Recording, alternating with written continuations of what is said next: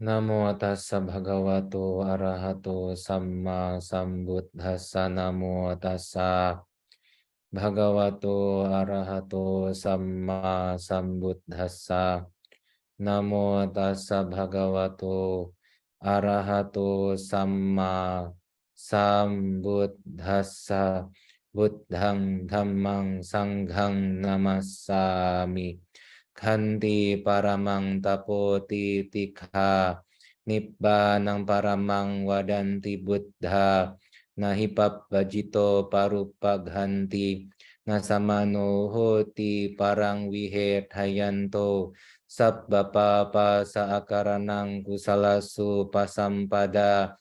Sacitta pariyodapanang etam buddhana sasanang.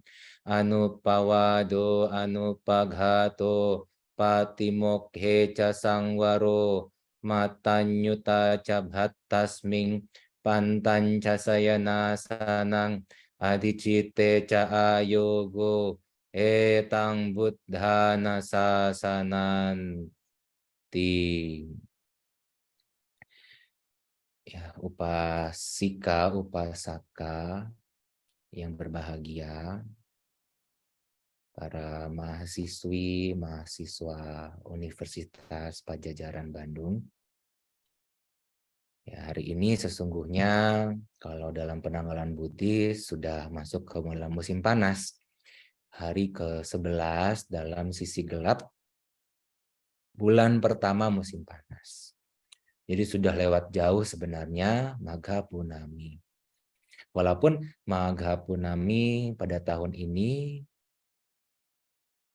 agak berbeda dengan tahun-tahun biasanya. Karena tahun ini kan ada Adhika Masa, ada Lungwe kalau dalam istilah Tionghoa, atau tahun Kabisat kalau dalam istilah yang Gregorian, tapi kan beda penghitungannya, lebih mirip dengan Lungwe lah. Ada bulan tambahan. Walaupun bulan tambahannya kalau dalam Pakhaganana itu ada di musim hujan. Tapi karena ada pertimbangan tertentu, maka digeser juga dari awal, ada Magha Punaminya juga. Jadi karena kan biasanya bulan Magha itu ada di bulan ketiga musim dingin. Tapi kan kemarin bulan keempat musim dingin. Apa sih yang peristiwa penting di bulan Magha, mengapa kita melakukan atau merayakan Magha Punami Puja? Sesungguhnya selain dari Caturanggika Sanipata, yang tadi setelah disebutkan bahwa ada 1250 kinasawa berkumpul bersama, berkumpulnya tanpa mereka semua adalah ehibikuka yang di Upasampada dengan ehibiku, dan juga berkumpul tanpa diundang, dan Sang Buddha melaksanakan Wisuda Uposatha. Wisuda Uposatha itu adalah penyampaian Owada Patimokkha. Itu hanya sampai Wasa ke-20. Tidak. Setelah itu baru adanya pengulangan Patimokkha seperti yang sekarang dilakukan. Pengulangan Patimokkha tidak hanya singkat, pengulangan Patimokkha itu bisa sampai 45 menit kalau cepatnya. Bacanya itu Sunato Mai Bhante Sanggo gitu, sampai cepat segitu. Bacanya itu 45 menit. Karena banyak 227. Karena bacanya juga yo panabiku otino iwal paneta citena gitu. Bacanya cepat begitu harus baru bisa 45 menit atau setengah jam bisa. Setengah jam bisa. Bante pernah bisa setengah jam waktu itu. Tapi ya ngos-ngosan sih setelah itu harus hafal juga kan.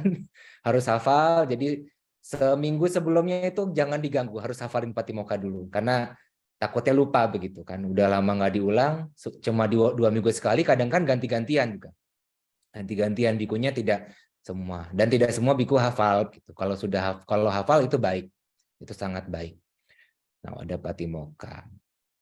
Lalu tadi kan disebut sebagai ada ehibikuka. Apa sih ehibikuka?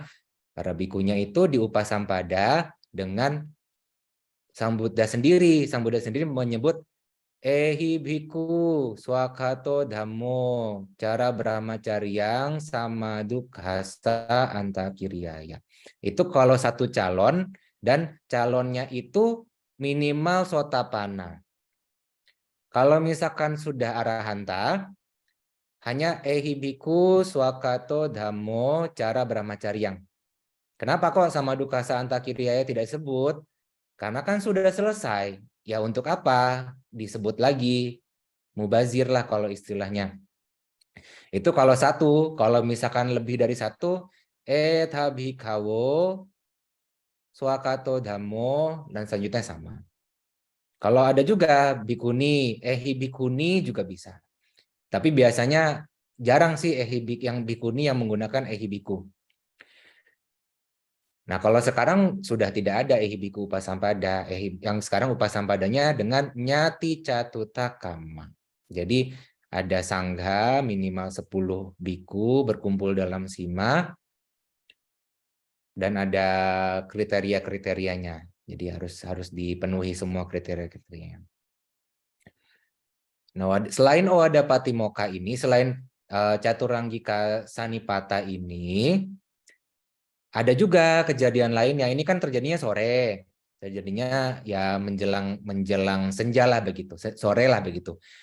Siang harinya, ini kan di Weluwana, Kalandaka Niwapa. Niwapa artinya umpan atau makanan untuk tupai. Jadi di sana tempat memberi makan tupai atau suaka untuk tupai, Kalandaka Niwapa.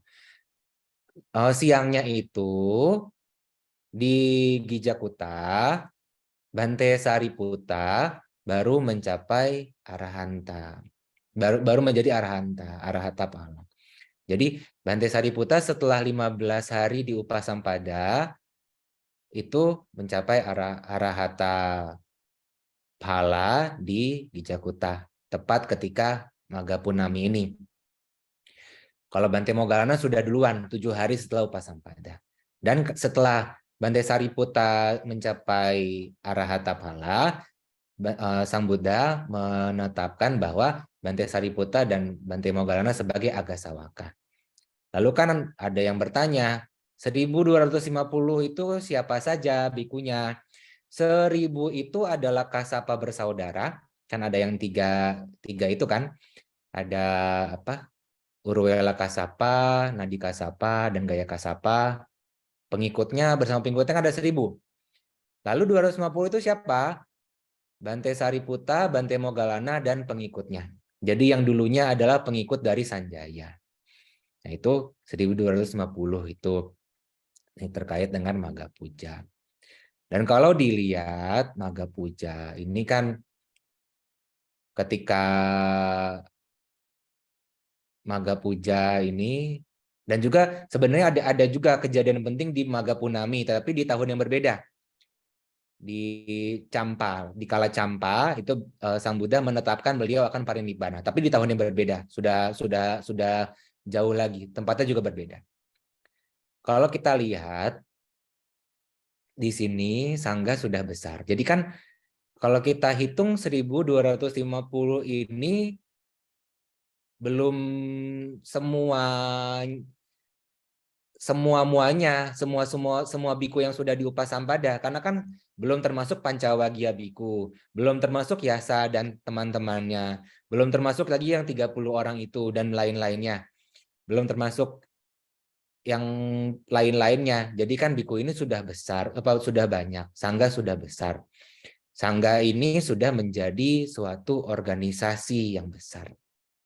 Sehingga Sang Buddha perlahan-lahan sangga itu sudah menjadi organisasi, ya maka menetapkan peraturan-peraturan berorganisasi. Dan terkait dengan berorganisasi, kalau kita lihat prinsip utama dari pelatihan ini kan adanya khanti, kesabaran. Dalam organisasi kita berhadapan dengan banyak orang, kita harus memiliki khanti, kesabaran. Khanti paramang tapotitika.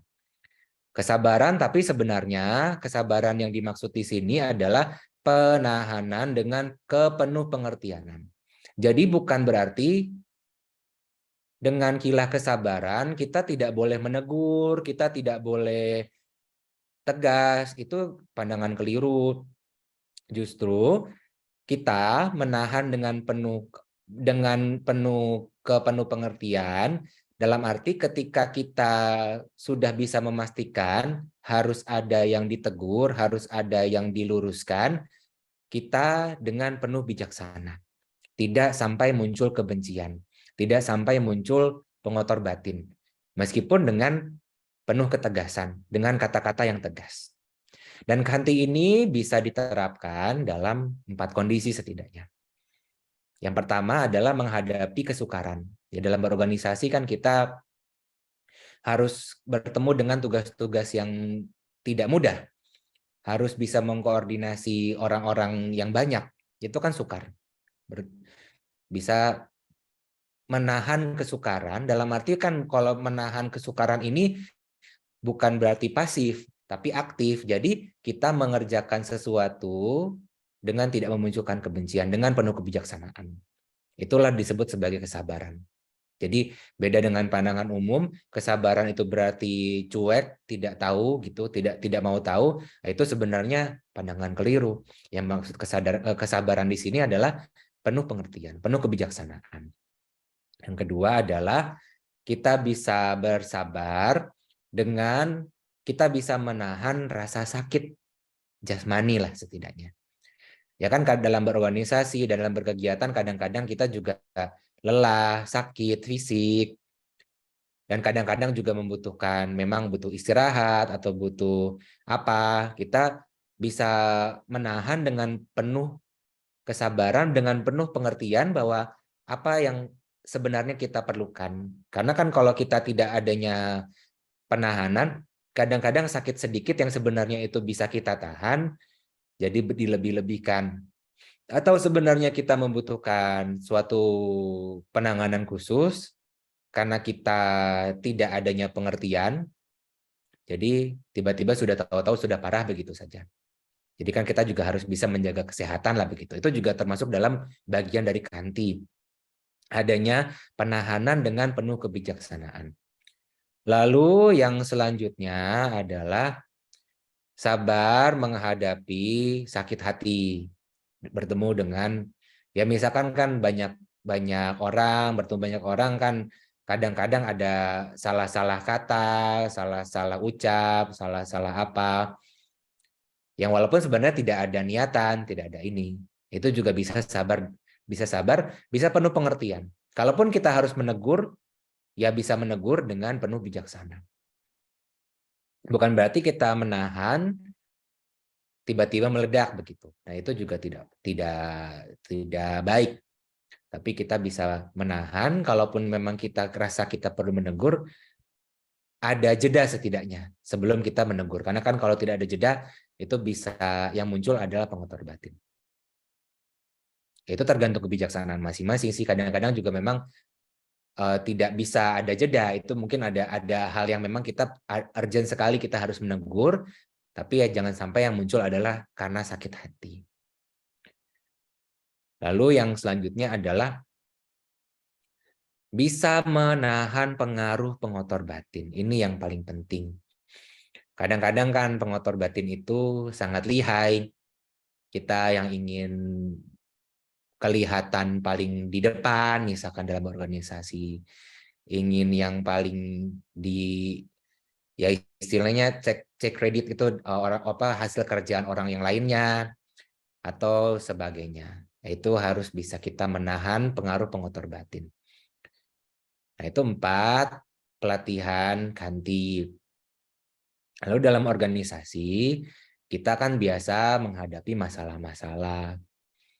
Setidaknya dalam penyelesaian masalah, kita tidak terjebak ke 4 jalan yang salah. Jalan yang salah maksudnya bagaimana? Yang pertama adalah jalan yang salah karena senang. Maksudnya adalah ketika ada permasalahan, kita hanya berpihak kepada yang kita senangi aja, bukan pada kebenaran. Jadi misalkan ada salah persepsi antara dua orang, kita berpihaknya pada satu pihak yang kita senangi. Yang kedua adalah salah jalan karena benci. Kebalikannya, kita menjadikan pihak yang kita benci sebagai bersalah. Padahal sebenarnya kan belum tentu dia benar-benar salah. Bisa jadi memang salah paham. Lalu yang ketiga, salah jalan karena membuta. Siapa lapor duluan itu yang kita pegang, padahal bisa jadi itu alibi. Bisa jadi itu adalah, ya kalau istilah di Jakarta sih palbis, tahu kalau misalkan di sana gimana? Palbis tahu nggak palbis? Paling bisa gitu. Benar, Bante. Hah? Pernah dengar palbis? Pernah Bante. Oh iya, istilahnya palbis saja itu kan, palbis. Jadi karena membuta gitu, membuta kita pegang yang duluan lapor lah. Lalu yang selanjutnya adalah salah jalan karena kita takut. Takut maksudnya gimana? Bukan takut karena kebijaksanaan. Takut di sini karena adanya ancaman. Takut di sini karena kita merasa, misalkan kita berpegang pada kebenaran, kita tidak akan mendapatkan atau kita mendapatkan ancaman dari satu pihak tertentu. Atau orang itu misalkan orang penting begitu, tapi dia bersalah begitu. Kalau kita membuka kebenaran, yaitu kita nanti takutnya terancam. Itu kan juga sebenarnya tidak fair. Itu jangan sampai masuk ke 4 jalan itu. Lalu bagaimana sih cara menyelesaikan masalah? Cara menyelesaikan masalah sesungguhnya banyak cara. Tapi kalau kita melihat, kita mengadopsi dari peraturan di dalam sangga, setidaknya ada 4 hal yang ada 4 permasalahan dan 7 cara menyelesaikannya, tergantung situasi dan kondisinya. 4 permasalahan ini adalah adanya perselisihan yang pertama, adanya tuduhan, adanya tugas-tugas, atau juga adanya pelanggaran-pelanggaran. Jadi 4 ini permasalahan yang ada di sangga yang harus diselesaikan.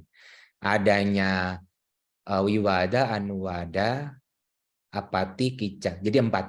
Adanya perselisihan, adanya tuduhan, adanya pelanggaran yang harus diselesaikan, dan adanya tugas-tugas, kewajiban-kewajiban yang harus diselesaikan. Itu kan sebenarnya juga dalam organisasi umumnya juga ada, hanya saja kan istilahnya berbeda-beda.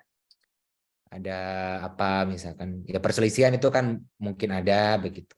Ya ada lah, pasti ada. Kalau yang apa tuduhan juga ya ada gitu kan. Itu dia kok begitu begini. Terus ada ya pelanggaran yang mungkin ya mungkin ada hal-hal yang salah dilakukan, dan juga ada kewajiban-kewajiban.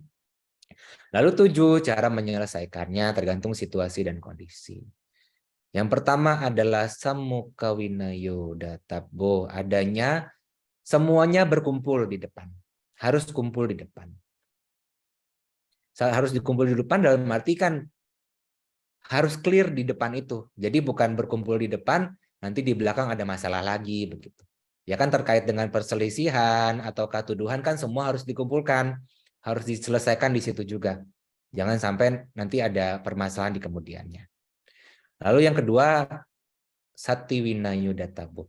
Satiwinayo di sini sebenarnya sih maksudnya ya kalau pihak yang tertuduh itu adalah minimalnya seorang sotapana, ya bisa bebas dari tuduhan. Itu sebenarnya ke arah sana.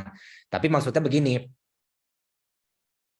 tidak asal main tuduh lah begitu. Kita harus bisa ada bukti-bukti yang jelas begitu. Jadi harus ada ya ini kalau misalkan kita ini kan harus bisa ada bukti yang jelas begitu. Harus ada bukti yang jelas, tidak bisa asal tuduh begitu kan. Karena kan kalau sati juga bisa artinya yang ya bebas dari tuduhan begitu. Jadi asas praduga tak bersalah lah begitu. Lalu yang ketiga adalah amul hawinayo datapo. Nah ini ketika biku tersebut yang tertuduh itu sedang hilang ingatan, ya dia bisa bebas dari hukuman. Ya itu maksudnya kan kalau di dalam hukum yang biasa kan juga gitu, kalau bikunya misalkan sedang hilang ingatan atau sedang ya tidak sebagaimana manusia pada umumnya, dia kan bebas dari tuduhan.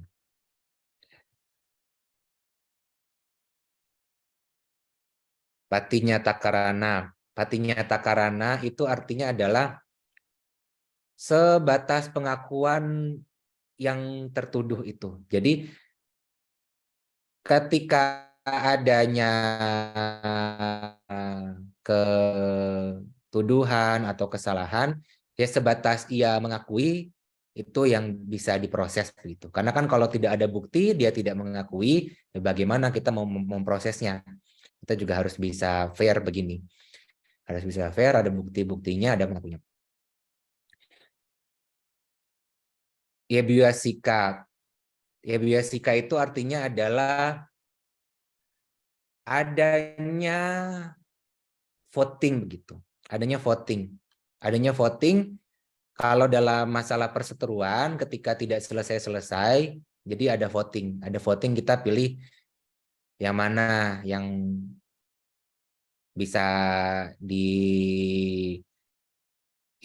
bisa dimenangkan lah. Kalau misalkan tidak selesai-selesai juga, tidak bisa ditengahi, adanya voting. Tasapapiyasika ini yaitu sebatas pelanggarannya, sebatas kesalahannya yang terbukti lah itu. Kalau tadi kan sebatas pengakuannya, ini sebatas kesalahan yang terbukti. Kalaupun dia tidak mengakui, ketahuan ada kesalahan, itu sebatas kesalahan yang terbukti, itu bisa diusut lah begitu. Itu bisa menyelesaikan masalah juga terkait disangka. Tina wataraputi itu artinya adalah, ini sih sebenarnya arti harfinya tutup rumput. Sebenarnya kan maksudnya begini, kalau orang India itu kan buang air itu di luar begitu kan, buang air besar, maksudnya buang air besar kan di luar supaya tidak kelihatan ditutup rumput. Cuman kan ya maksudnya ini tutup buku lah begitu. Jadi sudah selesai saja, tidak usah diungkit-ungkit lagi. Nah, itu 7 cara penyelesaian masalah di sangga. Ya barangkali beberapanya bisa diadopsi di dalam berorganisasi. Karena kan memang tema desananya itu adalah Maga Puja dan berorganisasi semasa kuliah. Memang salah satu ciri Maga Puja itu kan juga adanya sangga di sana dalam jumlah besar. Sangga dalam jumlah besar berarti kan organisasi yang besar. Sang Buddha kan juga harus bisa mengatur 1.250 biku itu. Tapi kan kalau 1.250 biku itu memang arahanta. Mereka semua arahanta, kinasawa, sudah tidak ada lagi potensi untuk konflik dalam bentuk apapun juga. Baik dalam dirinya maupun kepada pihak yang lainnya. Tapi kan lama-lama nanti kan ada biku-biku yang belum arahanta. Ini yang membutuhkan adanya peraturan-peraturan, adanya tindakan-tindakan tegas, sehingga bisa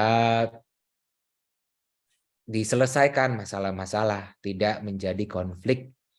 Nah, itu adalah beberapa uraian, beberapa cara kita bisa menyelesaikan konflik dalam organisasi, dimulai dengan di dalam diri kita memiliki kanti, kesabaran, dalam setidaknya 4 kondisi yang sudah disebutkan, dan secara organisasi ada tugas-tugas yang harus dilakukan. Ya kalau di dalam sangga ada 4 kelompok yang harus diselesaikan, 4 masalah yang harus diselesaikan itu, dan juga cara penyelesaiannya 7.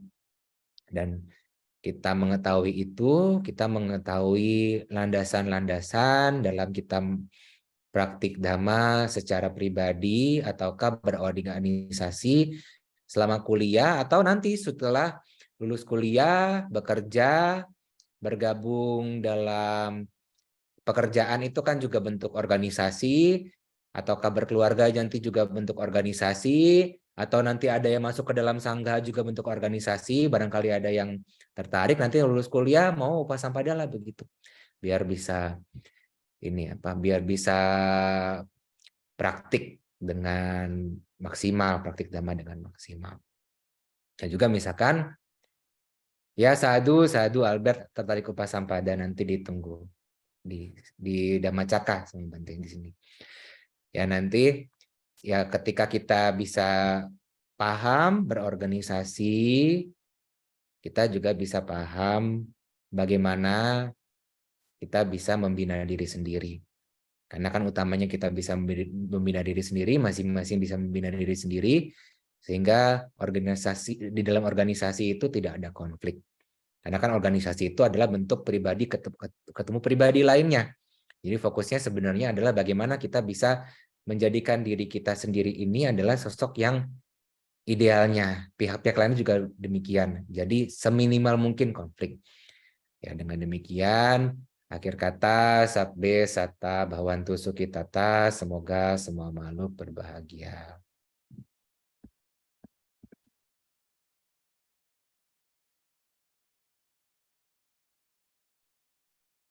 Baik, Anumodana kepada Yang Mulia Bante Dasado yang telah memberikan dhamma di sana yang sangat menarik sekali. Semoga kami, teman-teman semua, kokoci semua dapat mempraktikkan dan berperan sehari-hari dan menjadi landasan dalam sila serta mengembangkan sada dan juga apanya. Selanjutnya, teman-teman, kokoci dan cici semuanya, dipersilahkan bagi yang ada pertanyaan nih, kayak ada yang mengganjal atau kayak kepingin mencurahkan ide-idenya gitu yang agak bingung, bisa langsung menggunakan fitur raise hand ataupun dapat bertanya secara indirect melalui chat kolom yang ada gitu.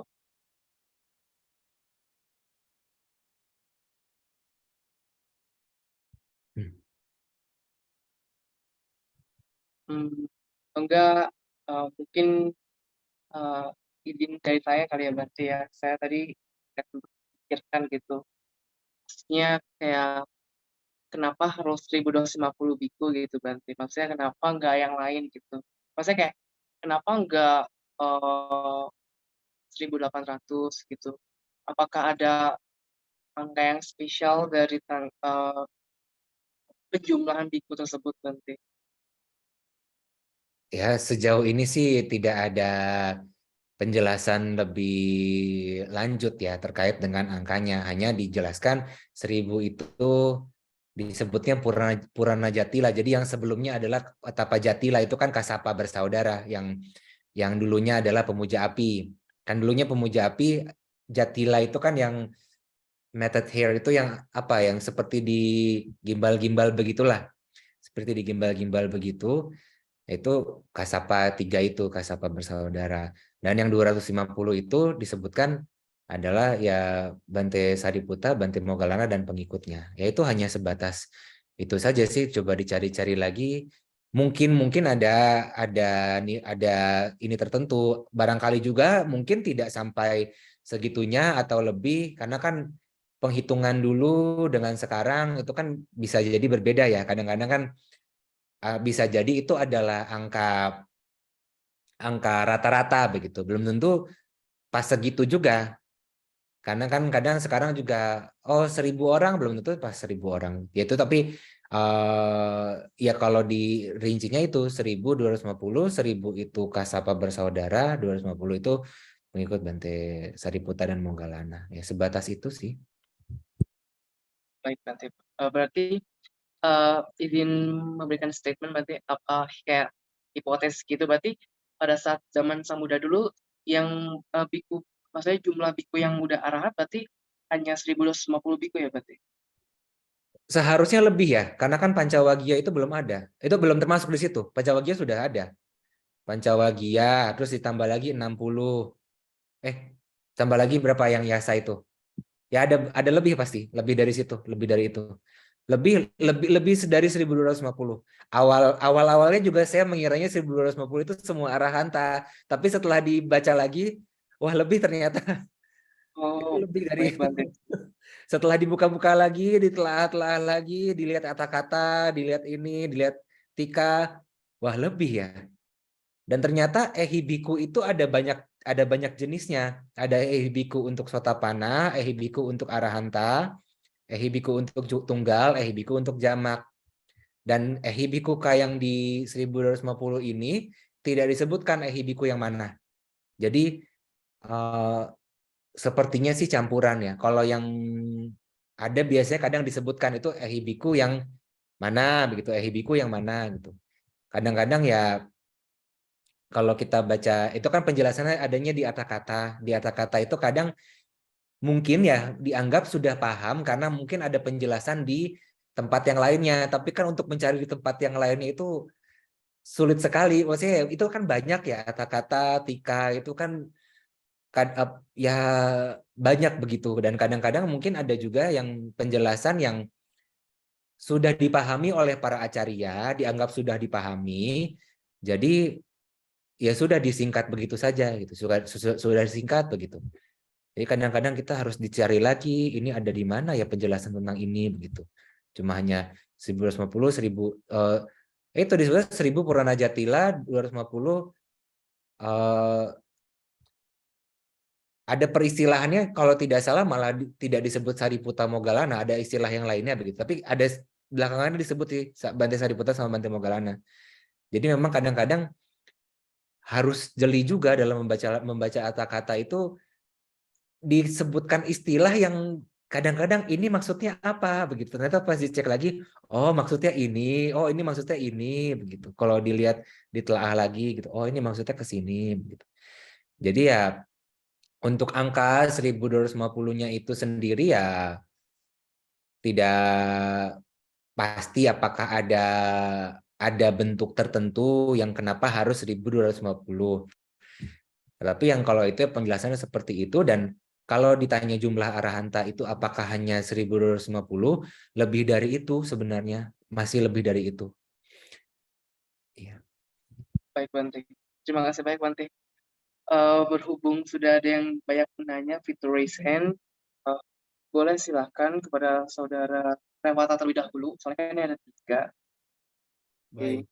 Dipersilakan. Aduh, Modana, Albert, sebelumnya terima kasih Bante, sering melihat Bante pas live streaming kalau di channel VJDJ gitu. Pas lagi kebaktian uposata atau meditasi gitu kan. Sebelumnya izin bertanya Bante, kalau dalam berorganisasi pasti aja kan kita ketemu orang yang nggak disuka, baik karena sifat atau karena mungkin emang nggak serk aja gitu Bante. Nah itu sebaiknya kita omongin supaya jadi clear semuanya Bante, atau malah kita omongin di belakang aja Bante biar nggak sakitin perasaan dia gitu Bante. Terima kasih Bante. Sebenarnya itu kan kita harus lihat dulu ke dalam diri kita. Kalau itu memang pengotor batin, ya kita harus selesaikan dulu pengotor batin di dalam diri kita. Dan kalaupun memang ada hal-hal yang memang kita harus ungkapkan kepada pihak tersebut, sebaiknya diungkapkan di depan. Dengan cara yang baik pastinya, tidak dengan kata-kata yang kasar. Dengan cara yang baik, dengan kita sudah memberi jeda setidaknya. Jadi sehingga yang keluar itu bukan makian, bukan umpatan, bukan merendahkan pribadi lah misalkan. Tapi benar-benar ada hal-hal yang kita tidak sukai. Tapi kalau kita sendiri bingung apa yang kita tidak sukai, pokoknya tidak suka aja. Itu kan tandanya pengotor batin kita. Mengenai ada kilah, oh mungkin sudah karmanya begini, itu terlalu inilah, bahkan kita nggak bisa, kita kan jadi membenarkan hal-hal yang sifatnya itu tidak bisa dibuktikan secara jelas gitu kan. Yang jelas adalah kan kita ada kebencian, walaupun memang ada andil hasil perbuatan di masa lampau.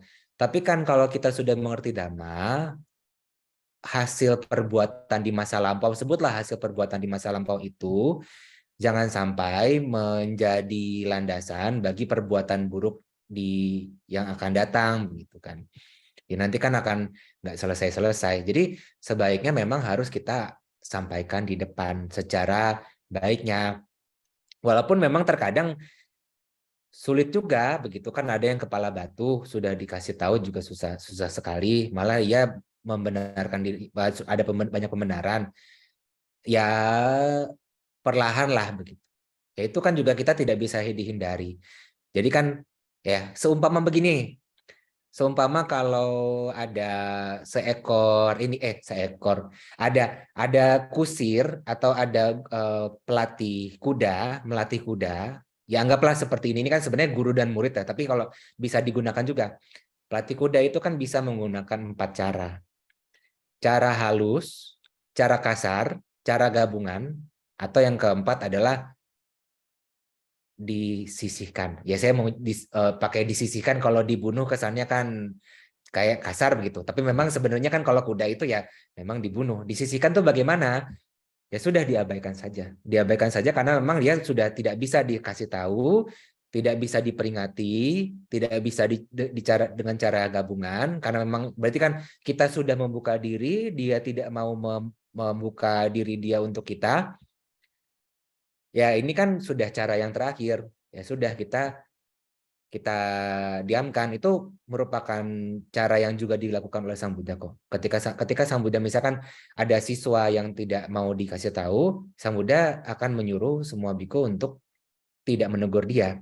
Nah, seperti misalkan ada Bante Arita atau ada Bante Sati, ada beberapa biku yang tidak bisa dikasih tahu, punya pandangan keliru, sudah dikasih tahu, sudah ya sudah diabaikan, didiamkan lah sampai dia tahu bahwa dia ada salah. Itu sebenarnya kan kita semata-mata ya pasti kita harus memastikan semata-mata itu memang ada niat baik di diri kita, bukan kita ingin menjatuhkan dia. Karena kan sebenarnya gini, cinta kasih, welas asih itu tidak selalu identik dengan hal-hal yang lembek-lembek. Kadang-kadang juga itu adalah sifatnya berupa auman. Kalau memang itu diperlukan dalam konteksnya ya, dengan konteks tertentu ya. Bukan berarti dipegang secara keliru, tapi kadang-kadang kalau memang ada orang yang tidak bisa dikasih tahu sama sekali, sudah berbagai macam cara kita coba kasih tahu tidak bisa, ya bisa kita dengan cara yang tegas, tetapi dengan pertimbangan yang matang, bahwa ada konsekuensi dia tidak terima, dia tidak suka, itu jelas, karena toh juga dikasih tahu juga tidak terima, tidak suka, tapi kan kita sudah bisa mempertimbangkan bahwa memang ini yang harus dilakukan. Nah itu kurang lebihnya. Baik, Anumodana Bante. Oke, mungkin kita ke peserta selanjutnya, kepada Saudara Sandi, dipersilahkan. Baik, nama budaya Bante. Selamat malam Bante. Jadi saya izin bertanya. Jadi kan di waktu ini tuh kan organisasi tuh banyak yang buka pendaftaran gitu kan Bante. Nah, tapi saya ini kayak bingung gitu Bante, kayak organisasi ini kira-kira bagus nggak buat saya ke depannya. Jadi kayak dari Bante tuh ada nggak sih Bante kayak saran bagaimana kayak kita tuh bisa menilai apakah organisasi di kampus tuh bagus atau tidak gitu Bante. Nah, ini ada 4 tahapan pertimbangan sebelum kita memilih atau melakukan sesuatu. Ada 4 sampajanya disebutnya. Yang pertama, kita lihat kira-kira itu bermanfaat atau tidak. Yaitu kan kita bisa melihat manfaat-manfaat yang kita dapat dari situ apa. Yang kedua, ini sesuai atau tidak, dalam arti ya kalau kita melihat kegiatannya itu akan mengganggu waktu kita atau tidak, itu kan lebih ke kesesuaiannya, mengganggu waktu dan tempatnya. Misalkan kan kadang-kadang ada harus pergi kemana, harus ada tempat-tempat yang mungkin misalkan begini kan, ada organisasi pecinta alam misalkan kan di kampus juga suka ada begitu kan. Itu kan kalau kita misalkan kuliahnya yang padat, tapi kita harus ikut pecinta alam kan mungkin jauh sekali, walaupun itu bermanfaat untuk kita. Jadi kita bisa mempertimbangkan juga. Yang ketiga ini juga kira-kira sesuai tidak dengan kita begitu. Kita merupakan karakteristik kita bukan. Kadang-kadang kan kita melihat oh ini keren organisasinya. Terus juga ini, tapi kan mungkin kita tidak ada kemampuan di sana, tidak ada minat di sana, tidak ada ketertarikan di sana, ya buat apa dipaksakan. Dan nah keempat ini yaitu memang sepenuhnya kita dengan tujuan yang murni lah, bukan diiringi dengan pikiran-pikiran ingin hal-hal yang di lain dari tujuan organisasi itulah. Jadi maksudnya adanya harapan-harapan baik, bukan ingin yang hal-hal yang tidak sesuai dengan tujuan organisasi itu. Kan kadang-kadang kan kita misalkan ingin tampil sendiri lah misalkan atau apa, itu kan tidak dari pengharapan yang baik. Jadi setidaknya empat ini kita pertimbangkan dalam setiap ucapan, perbuatan, ataukah pilihan dalam kehidupan kita. Itu salah satu caranya bagaimana kita memilih supaya kita tidak bingung. Karena kan dengan adanya 4 itu kita milih-milih, jadi lebih luas, tidak hanya sebatas oh ini organisasi ini bagus atau tidak. Tapi kan masalah bagus atau tidak itu kan subjektif ya. Masalah cocok atau tidaknya itu kan juga subjektif gitu. Iya, kurang lebihnya. Oke, Anumodana Bante. Mungkin aku ada pertanyaan lanjutannya Bante. Jadi tadi kan Bante kan ada bilang pecinta alam. Jadi aku kayak keinget teman aku, dia itu pengen ikut pecinta alam gitu Bante. Cuma orang tuanya tuh kayak ngelarang gitu, tapi dia pengen banget gitu Bante. Soalnya kan kayak pecinta alam gitu kan menurut orang tuanya tuh kayak bahaya gitu Bante. Mungkin menurut Bante gimana ya Bante? Ya sebenarnya sih begini ya, dia bisa membuktikan gitu misalkan kalau memang dia minat di sana. Bisa ya kan memang kan hubungan anak dan orang tuanya itu beragam-ragam. Kadang-kadang kan memang ada yang tidak bisa menyampaikan kepada orang tuanya, ada yang bisa menyampaikan kepada orang tuanya. Tetapi kan kalau bisa dibuktikan, setidaknya bisa dia buktikan kalau ia itu memang sesuatu yang bermanfaat untuknya, orang tua juga akan bisa mengerti. Tapi kan tidak bisa memaksakan juga, maksudnya itu harus bisa perlahan begitu. Itu memang sesuatu yang ya hubungan antara anak dan orang tua itu memang yang berbeda-beda. Jadi masing-masing kasusnya akan masing-masing. Kalau memang orang tuanya tidak setuju ya tidak setuju.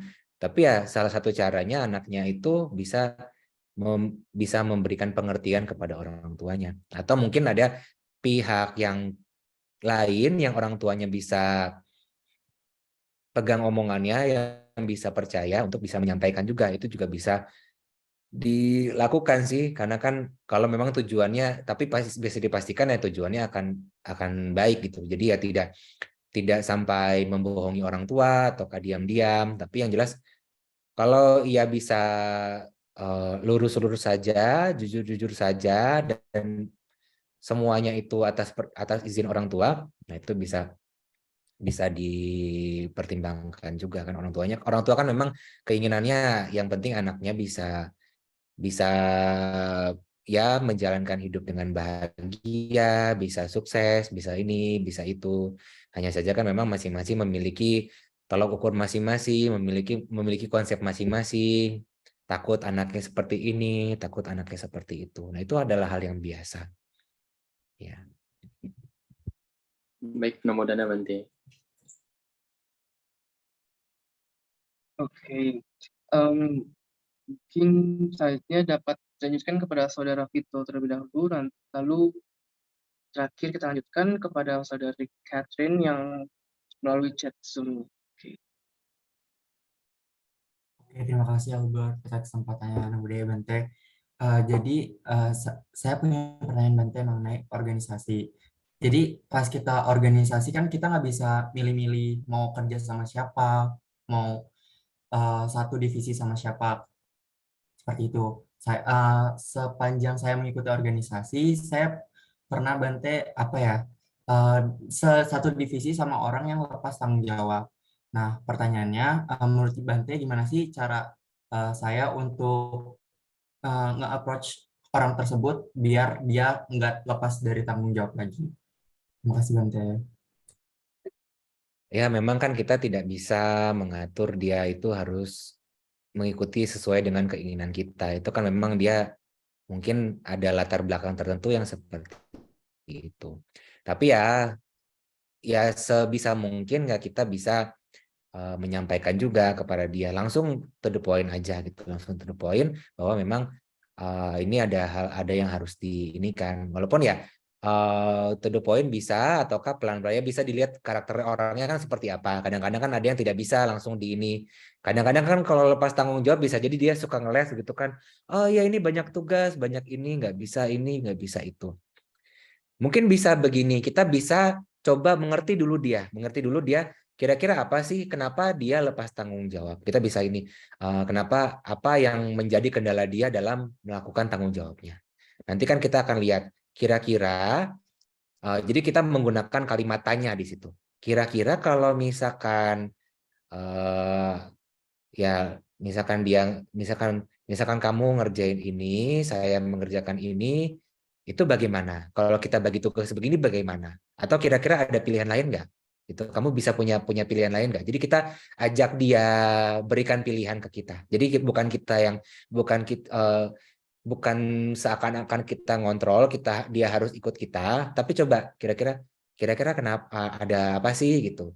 Kalau misalkan menurut kamu kira-kira apa yang baiknya supaya kita bisa sama-sama kerja nih, supaya bisa sama-sama ini. Mungkin bisa jadi dia maunya lebih dikit atau apa. Ya coba kita ngertiin dulu. Terus ntar pelan-pelan ya di approach lagi gitu. Kalau misalkan ditambah ini gimana? Kalau misalkan ini gimana? Jadi ya diupayakan kita menggunakan kalimat tanya. Itu masalah psikologis. Kalau kita menggunakan kalimat tanya, kita mengajak dia ikut berpikir. Kita menjadikan dia sebagai orang yang dewasa. Kalau kita memberikan kalimat perintah atau permintaan atau apa, kita menjadikan dia sebagai orang yang belum dewasa. Kan kalau kita ditanya lebih enak kan kayak, kira-kira kalau misalkan gini bisa nggak ya? Kalau misalkan seperti ini gimana ya gitu. Jadi kan seakan-akan kita diajak memberikan pendapat, walaupun memang kadang-kadang sudah diarahkan begitu ke arah mana. Atau ya mungkin bisa juga sih tidak mengarah gitu. Kalau misalkan dibuat lebih ini, kalau kira-kira kalau misalkan yang biar kita sama-sama kerja gimana ya gitu. Jadi itu bisa begitulah cara salah satu caranya ya, meskipun kan beragam. Tapi setidaknya dengan kalimat tanya seperti itu akan membuat tidak seperti menyuruh, tidak seperti kita seakan-akan kita saja yang benar. Tapi kan kita memberikan pilihan kepada dia. Kalau kayak gitu kan jadinya seakan-akan ya adanya diskusi, adanya dialog. Kalau misalkan kira-kira kalau misalkan begini bisa nggak ya? Nah, misalkan seperti ini bisa nggak ya? Nah itu salah satu cara komunikasi sih yang biasa digunakan oleh ya para biku dan lain-lainnya. Ya, kalimat tanya itu kalimat ini kalimat tanya lah itu yang lebih gampang untuk diaplikasikan.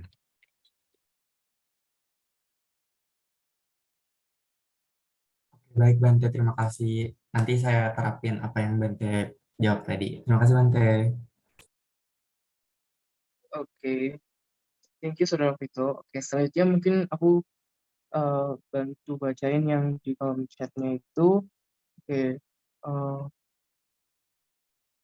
izin bertanya Bante. Kadang saya mendapat ajakan untuk mengikuti salah satu organisasi atau kepanitiaan. Namun karena satu hal dan lainnya saya tidak bisa menerima ajakan orang tersebut. Jadi kira-kira cara untuk menolak ajakan yang tidak menyinggung perasaan orang tersebut gimana ya Bante? Terima kasih banyak sebelumnya Bante. Oke. Ya, itu banyak cara sebenarnya. Bisa mungkin begini, diberi alternatif begitu. Misalkan kan kita tidak bisa ikut, tapi ada pengganti lah begitu.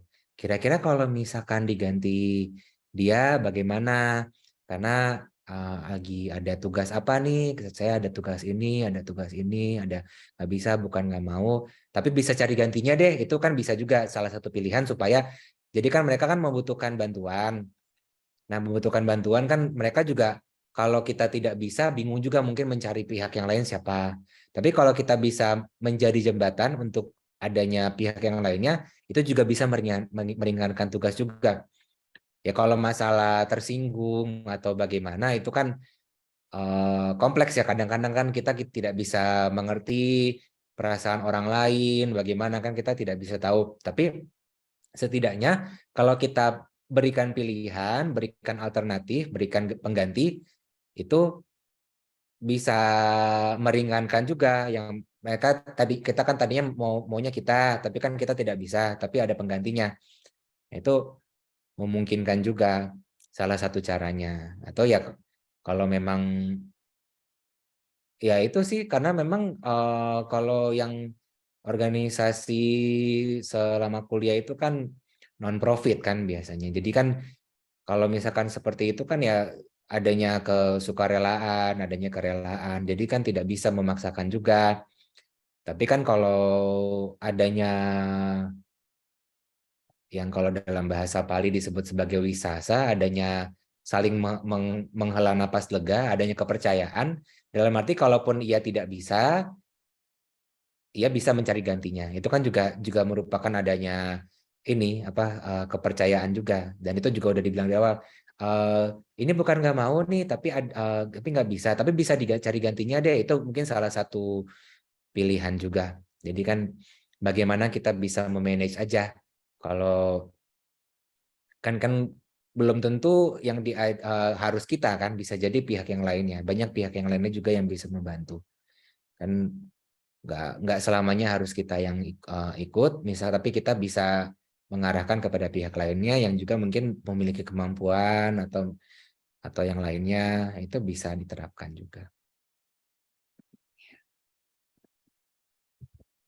Oke, baik Bante, Anugudana atas jawabannya. Mungkin semoga aja jawaban tersebut bisa dijawab. Oke, siap. Terima kasih, Saudari Katriona. Selanjutnya, mungkin ke pertanyaan terakhir, Bante, dari Saudara Darren. Oke, dipersilakan, Saudara Darren. Selamat malam, Bante. Jadi, saya mau nanya, Bante. Jadi, misalnya, kalau saya ada dalam sebuah organisasi, tetapi saya jenuh dan merasa ingin keluar. Tapi di satu sisi, saya merasa sayang apabila keluar karena saya sudah lama di organisasi tersebut. Jadi, apa yang harus saya lakukan, Bante? Jenuh ya, misalkan jenuh itu kan sebenarnya ya adanya muncul pengotor batin, karena ada kejenuhan itu kan sebenarnya adanya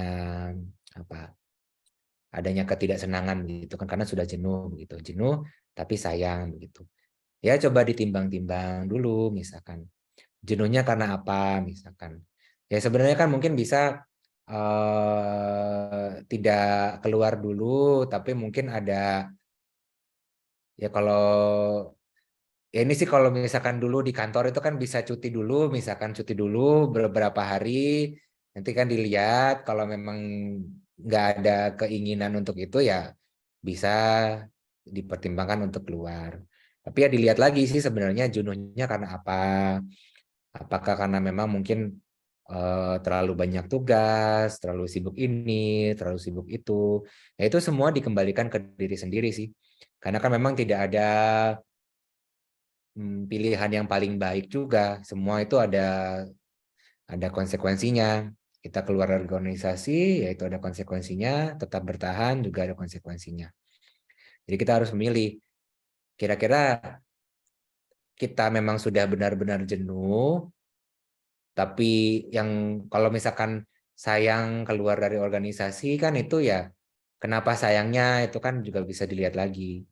Apakah karena memang sudah sedemikian melekatnya dengan organisasi itu? Ya sebenarnya kan kita lihat lagi kira-kira kita dengar di berorganisasi itu kita apakah kita berkembang atau ya tidak, itu kan juga bisa dilihat di situ. Jadi ya tidak bisa dipatok harus begini, harus begitu ya, ditimbang dulu ya. Salah satu caranya kalau ya tidak gegabah untuk keluar dulu ya mungkin ada break. Kalau misalkan bisa break sementara dulu karena itu ada jenuh ya bisa dicoba dulu. Kalau misalkan memang setelah itu tetap jenuh ya dilihat lagi bahwa dinilai lagi ke dalam yang lebih dominan itu apakah kita sayangnya keluar dari organisasi itu ataukah memang sudah jenuh. Nah itu kan bisa dilihat lagi, bisa ditimbang-timbang lah, karena kan yang paling tahu ya diri sendiri. Kalau kita berorganisasi atau apakah kira-kira itu menambah manfaat untuk kita dan yang lainnya atau justru malah ya sebatas yang penting organisasi lah begitu. Tidak ada hal-hal yang menambah manfaat gitu. Misalkan ya, kalau misalkan sebatas itu kan ya ditelaah lagi ya tujuannya untuk apa. Karena kan memang kalau itu sudah melenceng dari tujuan kita, ya bisa harus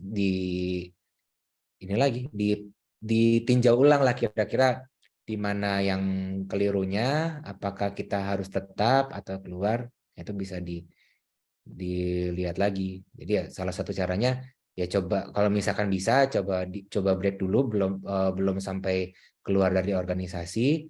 Kalau memang ternyata itu kita ya istilahnya sudah tidak ingin lagi kembali di organisasi itu, ya bisa dipertimbangkan untuk itu. Setelah mungkin misalkan ada tugas-tugas yang harus kita selesaikan, diselesaikan dengan baik dulu. Itu. Dan kalau di kantor dulu, kalau misalkan dulu saya ngantor itu ada 1 month notice namanya. Jadi sebulan sebelum resign itu harus kasih surat. Jangan tiba-tiba langsung besoknya mau pulang, mau resign, kan itu kan susah. Jadi 1 month notice itu kan 1 bulan sebelum. Jadi ada jeda untuk apakah mencari pengganti, mencari ininya. Ya itu kan bisa dipertimbangkan, sehingga kalaupun kita keluar dari organisasi apapun itu secara baik-baik, tidak tiba-tiba dan tugas-tugas kita sudah selesai semua. Dan kalaupun ada yang bisa di handover semua. Itu kurang lebihnya.